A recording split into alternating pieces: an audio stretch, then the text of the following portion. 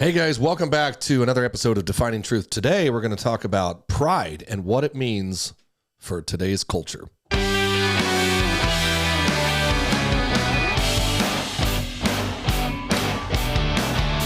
guys, thanks for coming back for another episode of Defining Truth.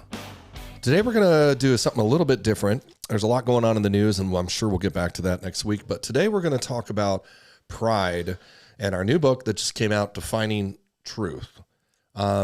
This should be a pretty interesting episode. Brandon, what do we got? Yeah, so today we're going to talk about chapter 4 of your book titled Defining Truth. This chapter is on pride. And we're going to go through a couple questions. And really we're going to focus on pride. Is it a virtue or a vice? Can it be both? And we'll navigate through the complexities of pride while examining its roots in both Christian-Judaic and the secular worldview. So in this chapter of the book, we hope to uncover, or you hope to uncover, the multifaceted nature of pride and its impact on society today, like we said. So to start off, on that note, how do you view emotions in relations to facts as described in the biblical truth that emotions are fleeting and do not equate to facts?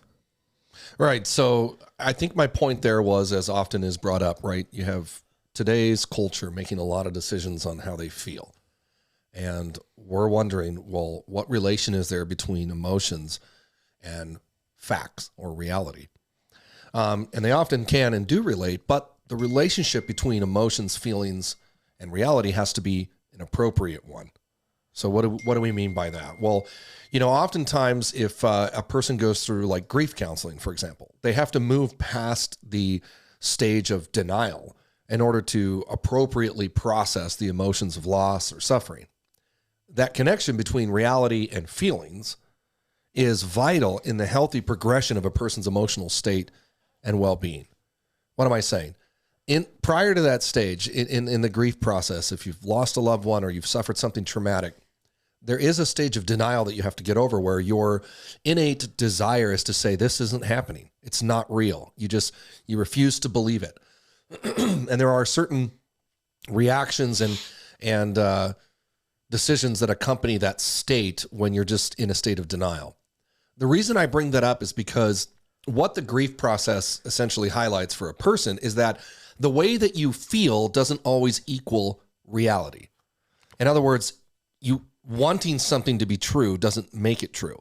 Or we could say wanting something to not be true because it's painful or you'd prefer it not to be true doesn't change one single aspect of the reality of the situation. So I think it's important that we keep our emotions in check, which we'll go into here a little more in detail. But emotions are known to be deceptive. They're also fleeting, meaning they come and they go. One minute you think that something really matters and you feel really strongly about it, and then you calm down and you're glad you didn't say something or start an argument. So emotions can be very deceptive and they're very fleeting. They pass quickly. So they're not exactly something that we want to make big life decisions on, which, a lot of people unfortunately do. And our culture, as we'll discuss in a minute, encourages that. Yeah, so that was my next question. So oftentimes people rely on emotions to make big, important decisions. Why do we do this despite the deceptive nature that you just talked about when it comes to emotions?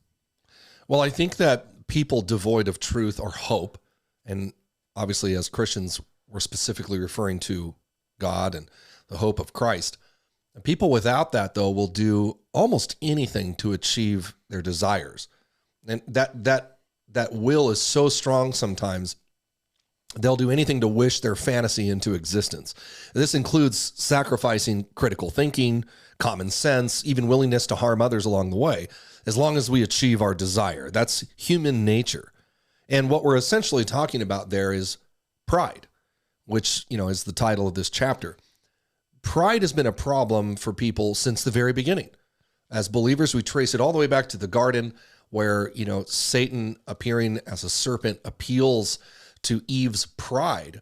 And she challenges, or the serpent, challenges Eve's concept of God and what he said. So he causes her or asks her to doubt what God has clearly shown to be true. And I think we see that repeated over and over again throughout each one of our lives. We can attest to that. So in the garden, Satan challenges Eve and he says, is what God told you not to eat of that tree, did he really mean that? So he starts by planting that seed of doubt, and then it progresses into, the real reason he doesn't want you to eat it is because you'll be like God. And so he appealed directly to her pride, that sense of power, that desire to be all-knowing. And, as we know, the rest is history. She takes it, eats of it, shares it with Adam. But really, that is occurring on a daily basis. It happens every day with us as well. We're constantly being tempted or encouraged to doubt the reality that we see around us. God has established very clearly his existence and reality and has shown us how to live and how to navigate the various complexities of life. And yet we constantly war against our flesh that says, does God really know what's best for you? If you don't understand something, let's just take the easy way. Let's go that way. Of course, this is aided by a culture in America that has completely departed from truth altogether. And it's propagated by a movement, mainly on the left, which seeks to manipulate people for selfish reasons. So you have human nature and pride, which is an enmity against God and against reality at all times. That's warring.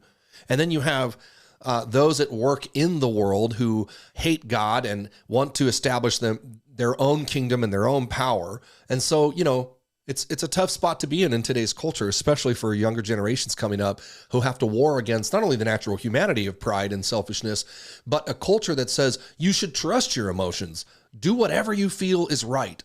Whatever's good for you is good for you. And we know that this is a lie. It's a terrible way to live. So elaborate on how this all comes really down to self-gratification as the ultimate goal for people, which is propagated by leftist ideology. How does this contrast with notions of humility and absolute truth? Well, obviously, we take our example of ultimate humility from the person of Christ, right?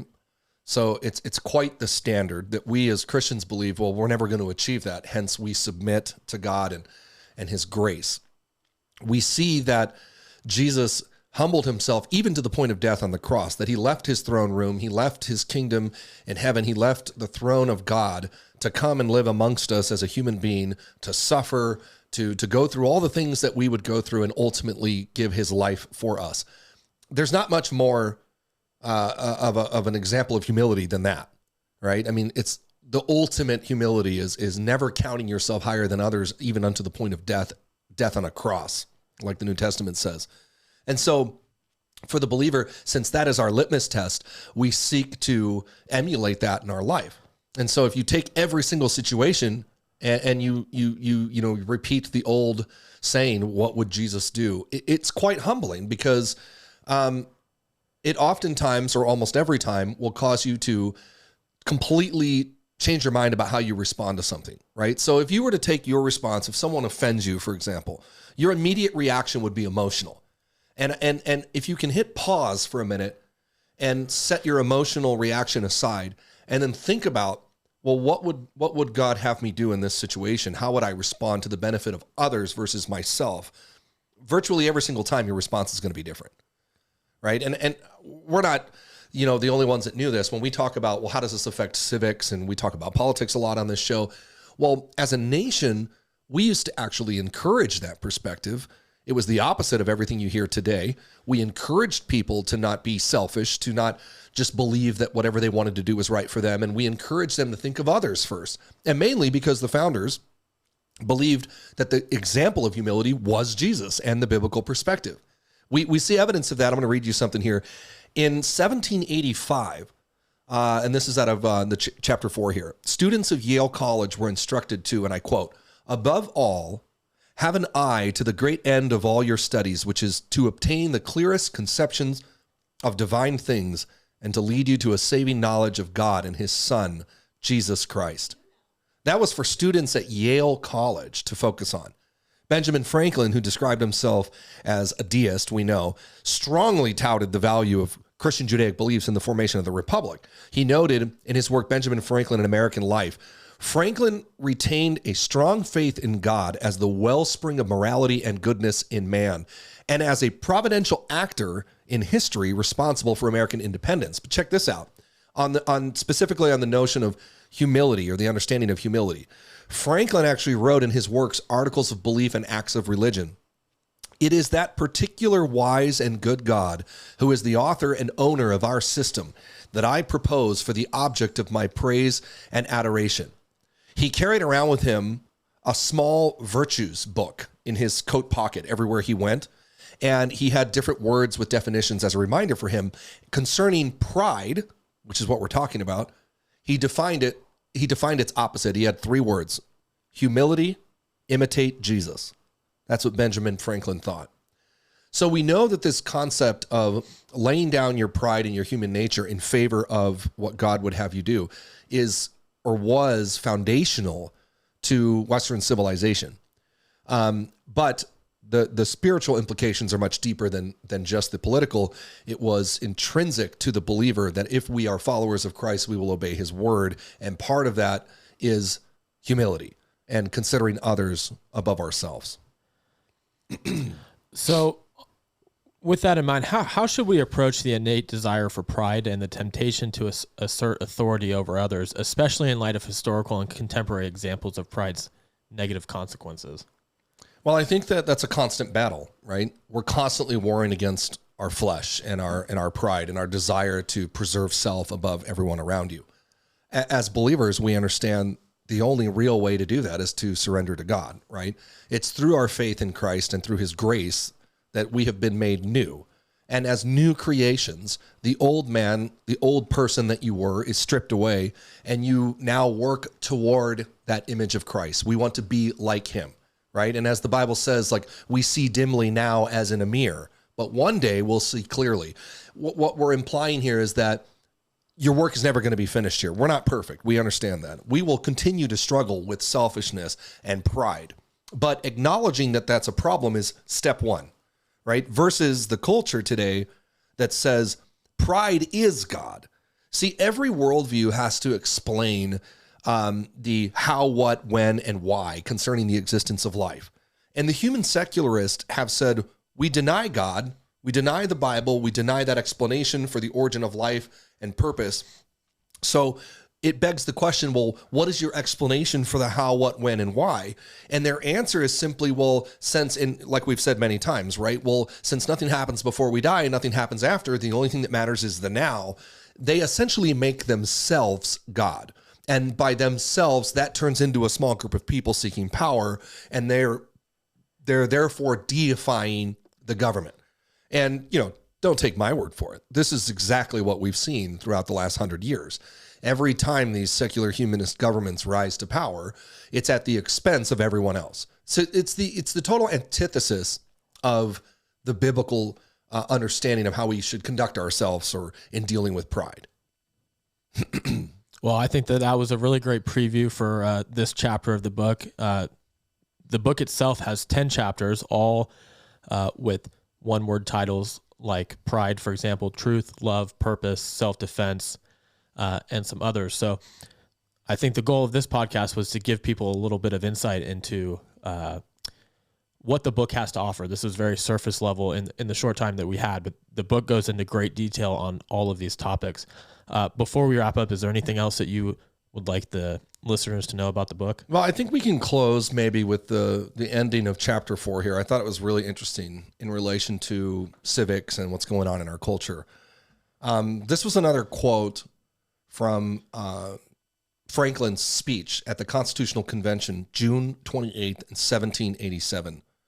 And he said this, and I quote, "We have gone back to ancient history for models of government and examined the different forms of those republics which, having been formed with the seeds of their own dissolution, now no longer exist. And we have viewed modern states all around Europe, but find none of their constitutions suitable to our circumstances." And then Franklin goes on to say, "I have lived, sir, a long time, and the longer I live, the more convincing proofs I see of this truth, that God governs in the affairs of men. And if a sparrow can't fall to the ground without his notice, is it probable that an empire can rise without his aid?